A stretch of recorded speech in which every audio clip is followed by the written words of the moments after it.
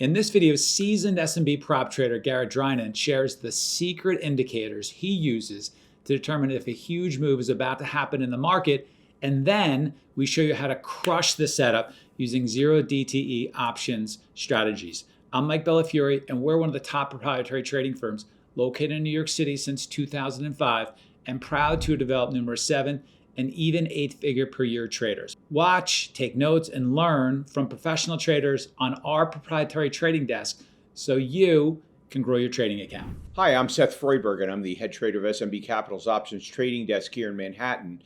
And we're in contact with traders all over the world who are looking for ways to spot how to know when a particular trading day is setting up to be particularly volatile, giving rise to momentum trading opportunity. And at the same time, some of the folks who follow us don't necessarily have large trading accounts, so they'd also like to find ways to take advantage of those momentum setups in a way that doesn't involve a huge amount of capital. And so today we're going to be covering that exact topic, how to take advantage of momentum setups using options. So this is the 4th video in the YouTube series that Garrett Drinan and I have worked on together to share with you how trading indicators can be used to formulate options trades, particularly for traders who may not have tons of capital but really want to participate in big market moves. Now, before we get into this more deeply, if you're absolutely brand new to options trading and you don't know much about options and how they work, we've created a video for you to understand options basics. And if you click the video appearing on your screen right now, it will lay the groundwork for you to understand the option strategies we're going to be teaching you in this video. Then when you're finished, you can come back and watch the rest of the video. Okay, so with that, Garrett, can you share with us how you spot when the market is setting up for a potentially explosive move? Here's a momentum setup, and we'll use 3 variables in the setup. They're all indicators. The first one is the tick, right? And this is how we gauge the immediate buying or selling pressure of the market. And we talked about this in the previous videos in this series. So I'm sure we can link these other videos down below if you've missed them to get into more detail about the tick. Okay, that's number 1. Number 2 is we're going to look for a Bollinger Band squeeze, and we'll get into that in a second. We'll describe what that is. And then number 3 is we'll use an ATR trailing stop, which is something I use all the time in my algos mostly, but even discretionarily. And it's a great way to stay in a trade. It's also a great way to not overstay your welcome. So those are the 3 things we're going to look at for this setup. And yeah, I mean, because this is a momentum setup, because this is a setup that helps us time the market really well, and it also helps us get out as soon as momentum stops, it is great for trading zero DTE options. This isn't the only thing you can do with it. You can do it with stock. You can trade it with other kinds of options. But if you are trading zero DTE options, and if you're actually buying calls or buying puts, it can be a great way to do it because it's all about momentum and all about timing. All right, so here's the Bollinger Band squeeze. So let's understand what this is first. And on this chart, you can see that there's a Keltner channel and there's a Bollinger Band, okay? And what happens is these bands contract when volatility contracts. So when price, and you can see here on this chart, when price starts to consolidate and get really tight, these bands start to contract and get closer to price.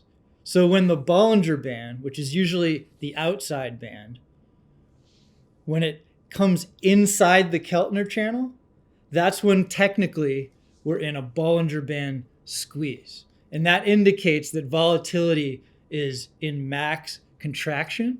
And so that's a signal that can tell us that something on the time frame that we're trading has been consolidating and tightening up long enough to build up enough energy for us to expect a big move. And it doesn't mean that it's going to go higher. It doesn't mean it's going to go lower, right? We don't even know which direction this is necessarily going to go. And it also doesn't mean, of course, that there's going to be a big move. It just means that it is likely to have the energy to do so. Okay, so this is why we're going to combine this with other things. So if we go to the next slide, we can check out the tick. Okay, so we've covered this, as I said, and the tick is down at the bottom. And on this chart, I've just highlighted instances where the tick has been holding above zero or holding below zero really cleanly. And this is a multi-day chart. And the tick can do this for an entire day, or it can do this for periods of a day. But if it does it for any extended period of time, that usually signifies that there's a tremendous amount of buying pressure if it's holding above zero, or selling pressure if it's holding below zero, because that means that most of the stocks on the exchange are ticking higher, right? If you can't even get the tick, say, below zero, that means that for an extended period of time, the stocks that are ticking higher are just outweighing the stocks that are ticking lower. So what we're going to look for in this case is a situation where we have a tick that's tremendously strong or tremendously weak, so holding above zero or holding below zero. And then we're going to look for that Bollinger Band squeeze at the same time to let us know that energy has been building up. Okay, and the reason why these work well together is the tick is kind of letting us know that there's a potential for trend and a potential for follow through in that direction because of the intense buying or selling pressure. And the Bollinger Band squeeze is just letting us know that there's a potential for this energy release, right? For a big move. We don't want to be getting in the middle of the move and kind of risk a reversal on us. We don't want to get in at the end of the move. We kind of want to get in right when the move starts, especially for trading 0 DTE options. And then we want to be able to get right out when the move ends. So that brings us to our third indicator, and that's the ATR trailing stop.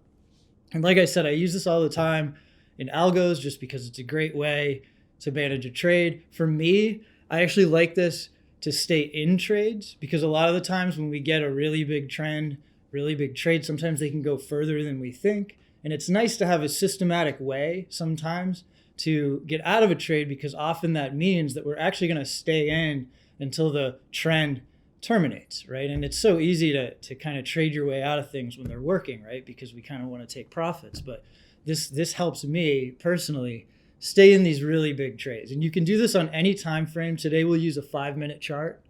And again, one thing to keep in mind with all this stuff is this is an indicator setup, okay? So with any kind of indicator setup, we're going to really care about the market environment that we're trading, right? We're not just going to look at these like a magical signal and just kind of like take every long, take every short, expect it to work, right? Like nothing works that way. So just as a backdrop to all this, and you can apply everything that we've taught in the previous 3 videos in this series, but when we know that we're in a market environment that's very bullish or very bearish, right? We might be, say, in a breakout day where we expect to close at the highs, okay? You might be trading a stock that just broke out during a very strong market day. And of course, we can flip this to the downside, right? So we're using these indicators as tools to help us time and manage a trade that we already think has a reason to continue, close at the highs, close at the lows, and this is how we're going to play that momentum. So here's our first example, right? And we're trading the overall market here. And you can see where that first circle is. That would be where the entry is. Because down below, you can see the dots that are highlighted in red signify that we're in a Bollinger Band squeeze. And you can see that the tick is holding below zero very cleanly. So we actually have a moment here where price is going sideways. We can assess the situation and we can see that selling pressure.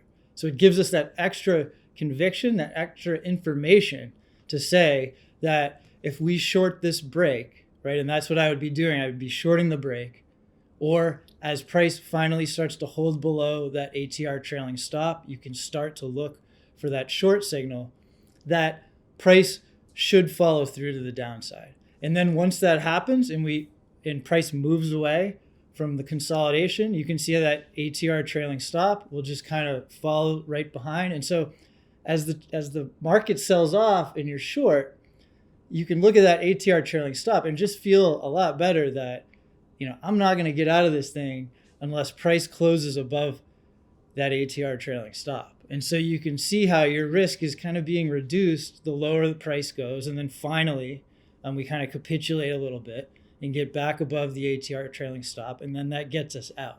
And the reason I really like this, especially for 0 DTE options, is because I don't want to sit there and let things go sideways if I'm long puts in this situation, because of course the time decay is unbelievable, right? The day is going to end at some point, and we can't just wait around and just hope that there's going to be another leg, right? And if there is another leg, maybe we get another one of these setups and we can get back in.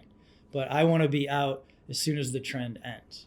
All right, so Garrett, at this point, I'd like to jump in because I use the back testing software that guys on our options desk use to model how certain trades would have performed in certain historical situations. And so I pulled up the price chart that morning, and it turns out that having been selling off all morning, by 11, the stock was trading at 354.85, as you can see.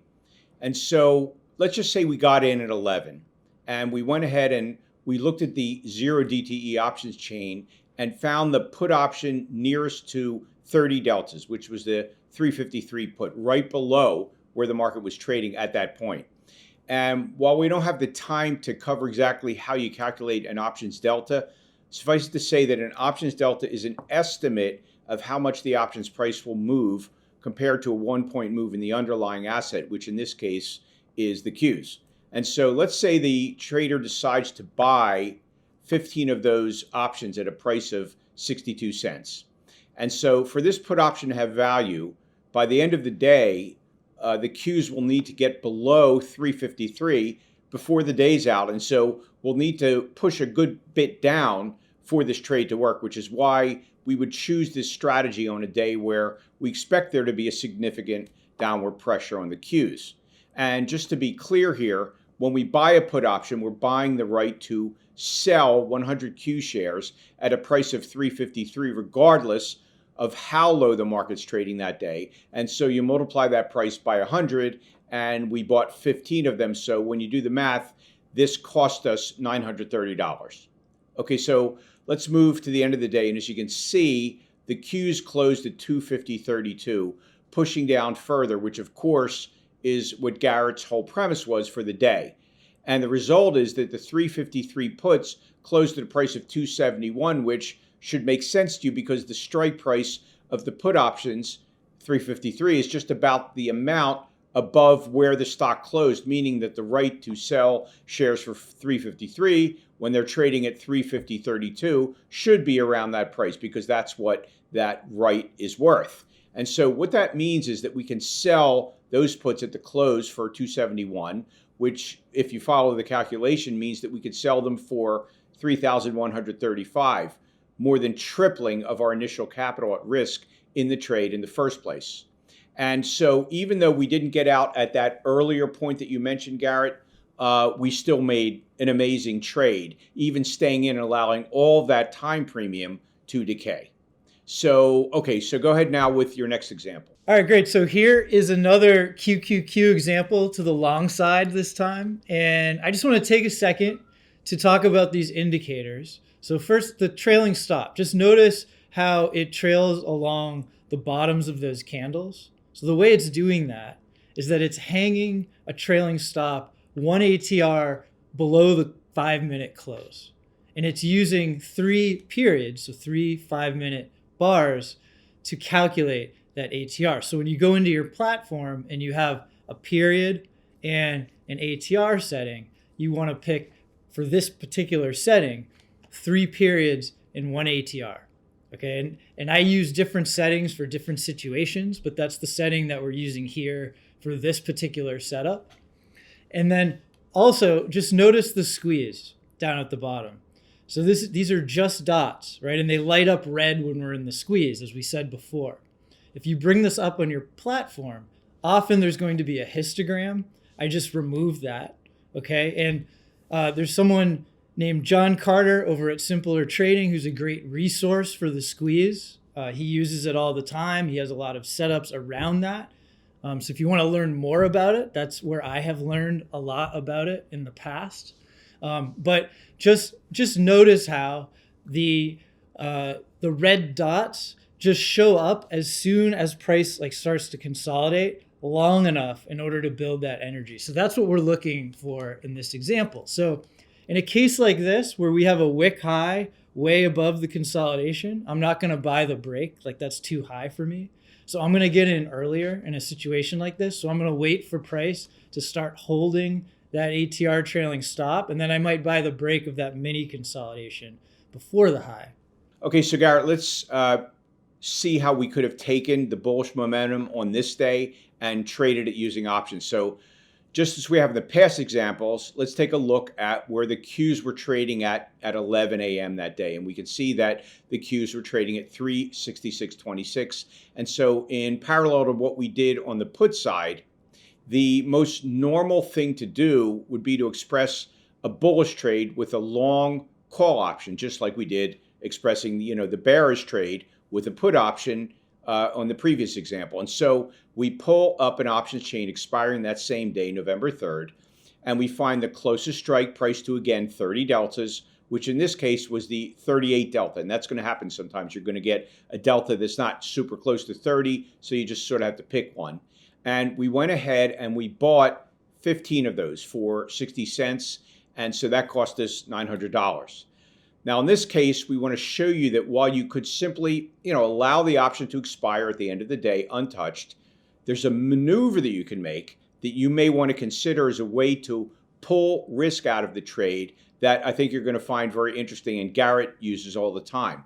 So let's move to 12:30 that day, an hour and a half later. And as you can see, the Qs had continued to rally. And so let's take a look at the pricing of the options chain at 12:30. And as you can see, the calls up at 368, the strike right above the one we bought, those were actually selling for 77 cents. And so we go ahead and sell 15 of those, forming what options traders referred to as a long call vertical spread. Now, why do we do that? Well, to begin to answer your question, let's take a look at the cash flow of the trade now, because we sold those 15 368s and we brought in 1155 for those. But then remember, we bought the calls for 900. Well, that's huge, right? Because at that point, it means that we're literally risk-free on the trade. We've pulled all the risk out of the trade. And why do I say that? Well, think about it. At any closing price below 367, both the long calls at 367 and the short calls that we sold at 368 expire worthless, right? There's obviously no value to a call that expires above the closing price of the stock because no one's going to exercise their right to buy a stock at a higher price than it's worth in the open market.